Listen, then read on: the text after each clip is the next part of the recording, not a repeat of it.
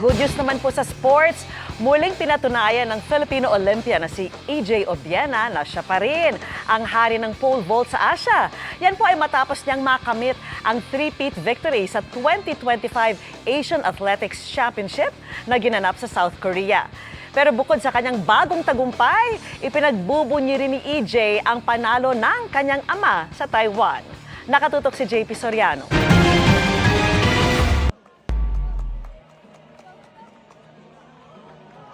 Naiuwi ng Filipino Olympian na si EJ Obiena ang gold medal sa 2025 Asian Athletics Championship sa Gumi, South Korea.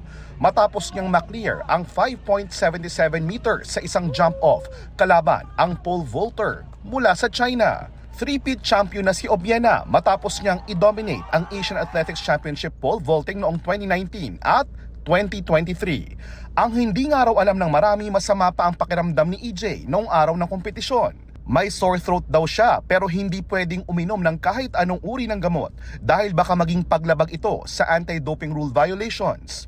Kwento ni EJ, sinunod lang niya ang instructions ng kanyang coach sa magiging strategy sa kompetisyon. Do the jump off, that doesn't mean that you're gonna win.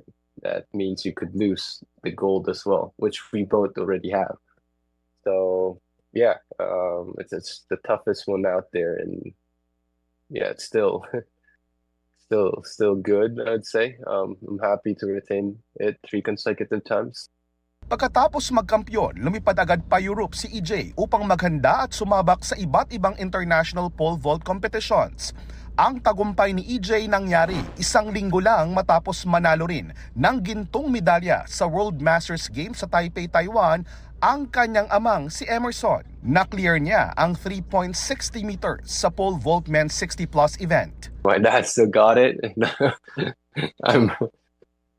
I'm still in awe in a way. It's like I can't understand how this guy at the age of 61 now, yeah, turning 61, can still do what he does. And I don't know. I'm out of words with that. Nang makakwentuhan ko ang ama ni EJ nang suportahan ng anak niya sa 2024 Paris Olympics, ikinuwento niya kung paano raw sa batang edad ay ginagaya na siya ni EJ sa pagpa-pole vault.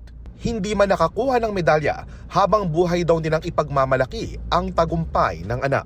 We're still very proud of him. Lumaban siya binigay niya lahat. Pinaghandaan niya talaga maigi yan. Ngayon, si EJ naman ang nagpaabot ng pagbati sa ama. Huge congratulations to him, keeping his body in shape such a long time. It's incredible. It's really is incredible.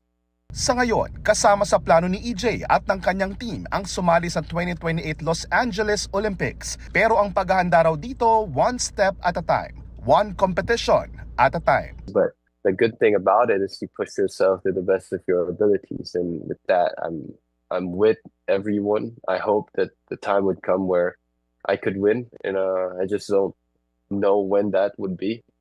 I don't even know if that's like a certainty. That's something that I definitely aim for. That's something that we strive. That's something that we still consider a reality. Para sa GMA Integrated News, JP Soriano, nakatutok 24 oras.